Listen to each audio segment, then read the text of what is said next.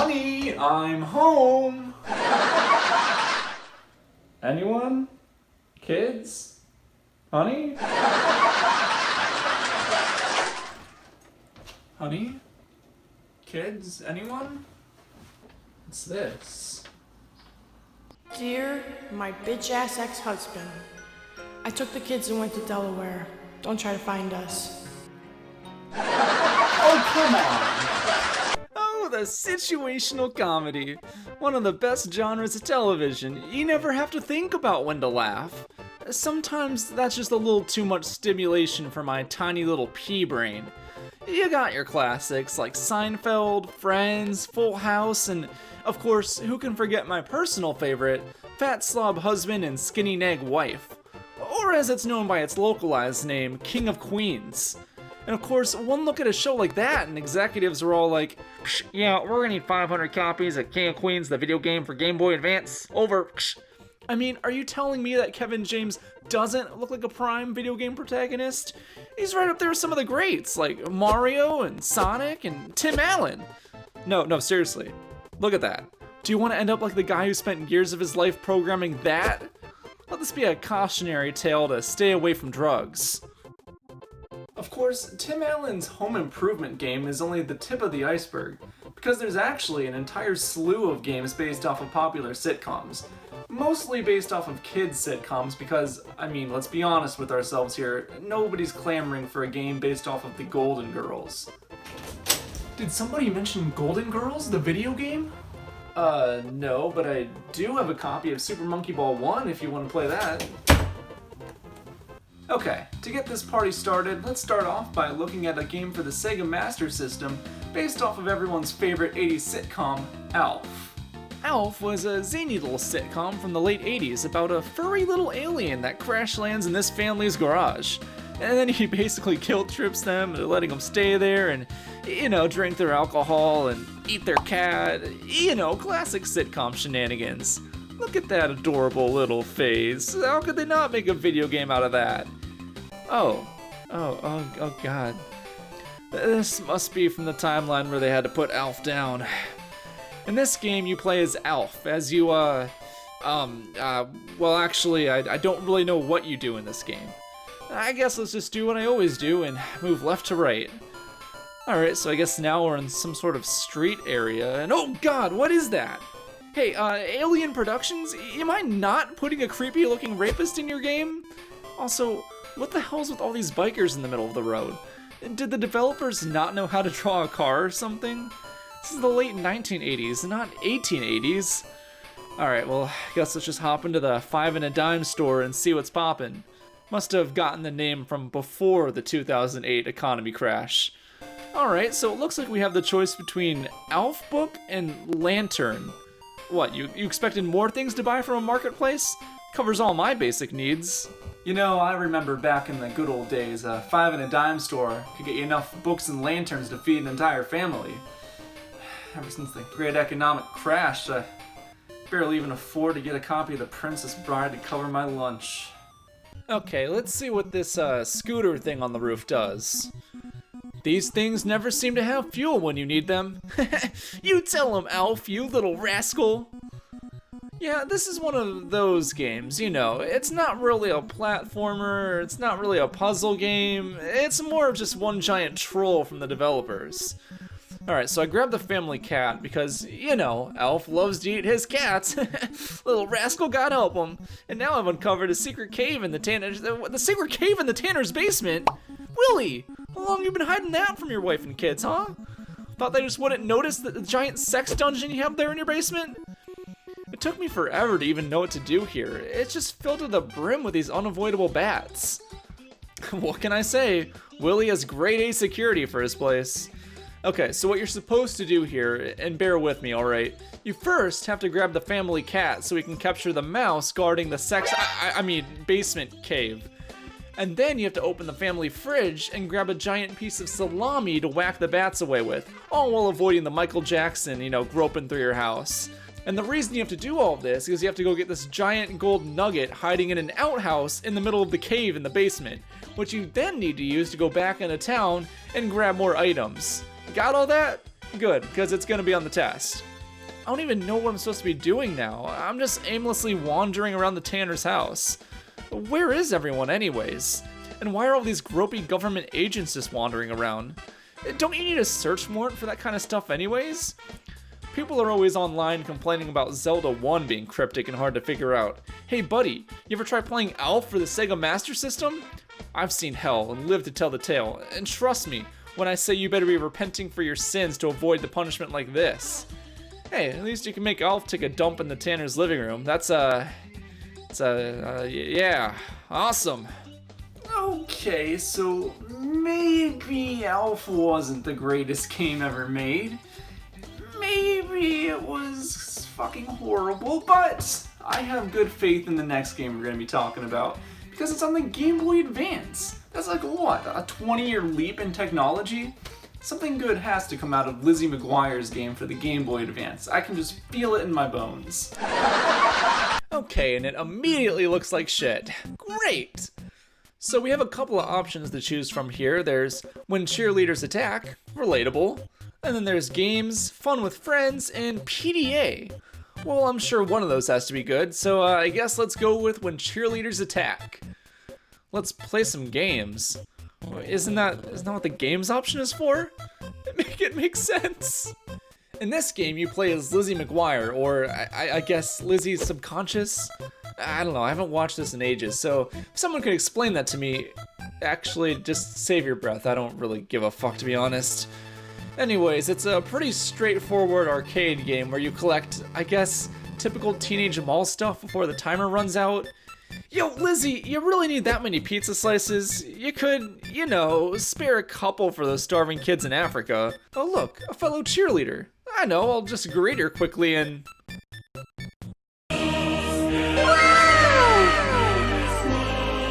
Holy shit, Lizzie! You didn't have to kill her, she was just minding her own business. And since when does Lizzie McGuire have lightning powers? Whatever. Murder aside, there's really not a whole lot to say here. I mean, it's a simple game of collect X amount of items within the time limit. Alright, let's see what else there is. Okay, so most of the stuff in games is locked, so I guess let's try our hand at Code Blue. This is literally Connect 4. I paid for this? Okay, I'm gonna go out on a limb here and assume all of these games are just simple, royalty-free board games. Okay, well what about Fun with Friends? Oh, gee willikers, they're all locked up too. Alright, well I guess all we have to go off of is Ask Lizzie. This actually isn't a game at all, it's just a glorified Magic 8-Ball with some added sarcasm.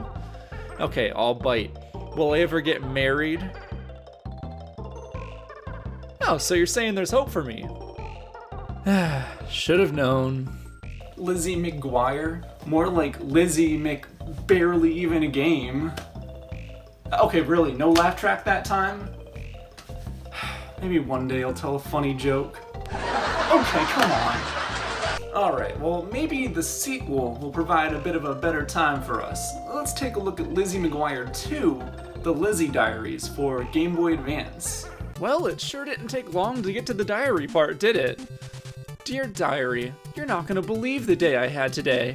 I think I'll go back to bed and start over. Yeah, you and me both, sister. Ever played your first game?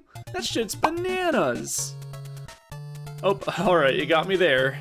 So here we have our classic menu where you can pick from a whopping 5 whole levels. No more, no less. Guess they didn't want to pad out the game with anything unnecessary, right? Right? Well, pick is kinda generous, because you actually only unlock one level at a time. So I guess let's start off with level 1. Okay, this is actually not an exaggeration. If anything, she's understating it a bit. Everything is out to get here. We're talking spontaneously combusting lockers, giant potholes in the ground, desks just laying in the middle of the hallway, literal children? Wait, those aren't obstacles. Well, I'm sure her healthcare plan covers that. Seriously, who designed this school, and why is it so big? Maybe we can use some of that extra government money from defunding the police and pour that into Lizzie McGuire's school system. Do you guys even have running water? What about heating? Do you even have any teachers? They sure have a billion fucking bathrooms, that's for sure. Maybe if you spent less money on stock blue paintings for the hallway, you'd have enough money to fix the literal pothole problem. Or at least some staff members to prevent the great paper airplane wars, or child murder.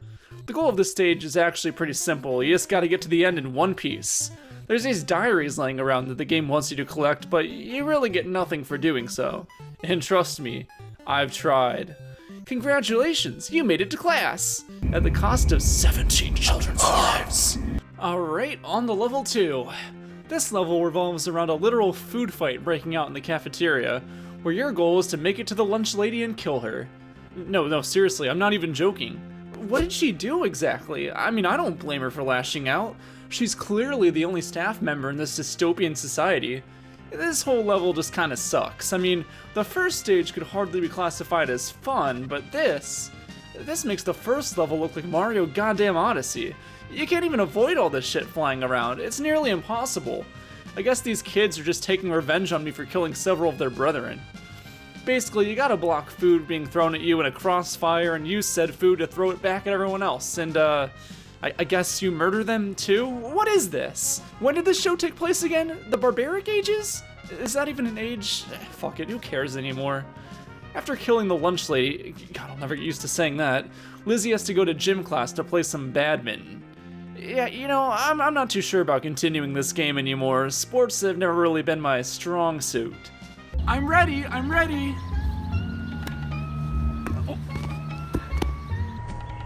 Alright, I'm gonna level with you guys here. I actually couldn't get past this point in the game, but let me tell you firsthand, you aren't really missing much. Like I said, there's only 5 levels, and this really is just a glorified minigame collection. They just did a better job masking it compared to the first game. Listen, I can't do this anymore. I've only covered 3 sitcom games, and I'm already in eternal hell. Nothing can convince me to play another one. Wait, what's that in the distance? The Drake&Josh theme song, of course! Drake&Josh, that's a classic. They can't make a bad game out of a Drake&Josh game, can they? What can I say? We stan a bilingual king. Alright, so immediately upon starting the game, we're greeted with this JPEG of Josh Peck and Drake Bell, while a bastardized version of the Drake&Josh theme song plays.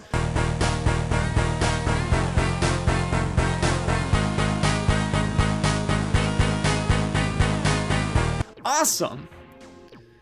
Holy crap, is that supposed to be Josh? Oh, what is that? Drake, what did they do to you, man? If that's what Drake&Josh look like, then what's Meg? Oh god. No, wait, actually that one's pretty accurate to how a human really looks. What are you looking at, punk? So we're treated to this nauseating dialogue exchange that just feels like it was written by somebody who read some cliff notes on a Drake&Josh episode and was then asked to make a full game story. Like seriously, this must be what people who have never watched a Drake&Josh episode think the show is like. I honestly can't even piece together what's going on here. I guess Drake&Josh accidentally killed Megan's plant cactus, and then Drake runs late for school the next day for some reason. I don't know, that's all I've got for you, okay? I mean, there's no cohesion. Every line just feels like it doesn't even connect to what was said before or after.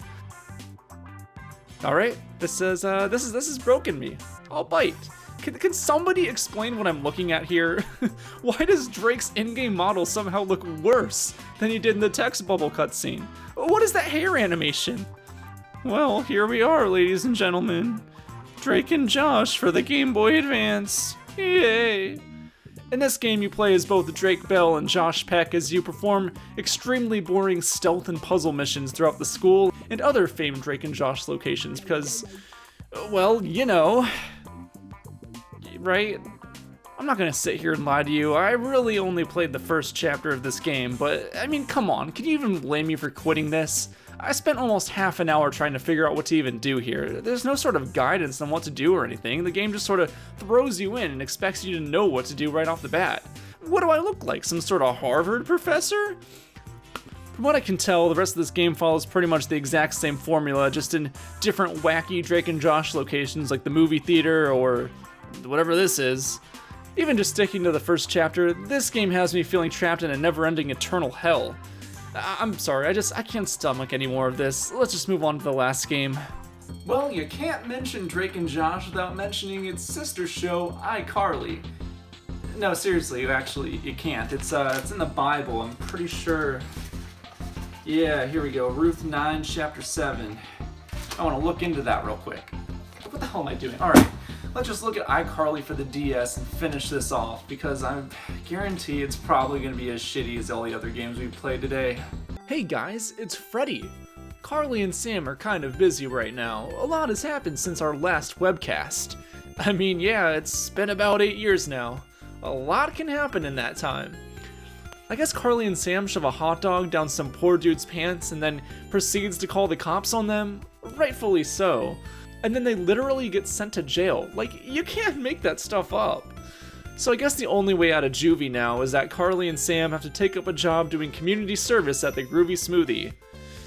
Oh boy. So in this game you play as Carly and Sam as you, well, I know it comes out as a big shock at this point, but I don't really know. You just sort of tap hamburgers and then you tap them again to send them at customers, I guess. It's kind of like those Papa's Pizzeria Flash games, but without any of the depth and challenge. Yeah, you heard me right. This game is less deep than a Flash game. A Flash game. No, seriously, I'm struggling to find anything to even say. The pure concept of this game even existing just baffles my mind. This low-quality PNG of Gibby is the highlight of this entire experience. Actually, that's not even really a bad thing, I guess. I mean, any game could use a nice Gibby PNG. Oh yeah, that's what I'm talking about. I guess you use the points you get in the game to buy wacky items like a strober mode or fladoodles, whatever that means, and that helps you in your experience working at the Groovy Smoothie, I guess. I don't really understand this at all. It doesn't really seem to be hard. I just keep tapping and I keep winning. So I mean, what's the point of even playing this game? Oh boy, I sure am having fun making hamburgers. So much fun! You know what? No! I'm done! I'm sick of it! I don't even want the YouTube ad revenue anymore. All $3 of it. I'm quit. This is all fake. You're all fake. I hate everyone.